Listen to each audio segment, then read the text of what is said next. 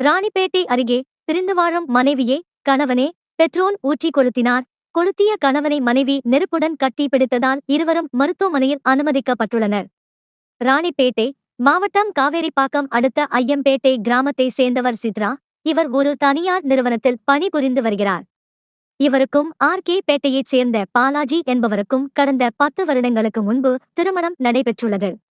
கணவன் மனைவி கருத்து வேறுபாடு காரணமாக பிரிந்து வாழ்ந்து வருகின்றனர். இவர்களுக்கு 2 குழந்தைகள் உள்ளனர். குழந்தைகள் இருவரும் தாய் சித்ராவுடன் இருக்கின்றனர். நேற்று இரவு சித்ரா சமையல் செய்து கொண்டு இருந்த போது வீட்டினுள் திடீர் என்று முகமூடி அணிந்து வந்த நபர் சித்ராவின் மீது பெட்ரோல் ஊற்றி கொளுத்தினார். இதனால் அதிர்ச்சி அடைந்த சித்ரா முகமூடி நபரை நெருப்புடன் கட்டி பிடித்துக் கொண்டு கூச்சலிட்டார். அக்கம் பக்கத்தினர் ஓடி வந்து பிடித்த பின்னர்தான் தெரிந்தது அந்த நபர் சித்ராவின் கணவர் பாலாஜி என்று.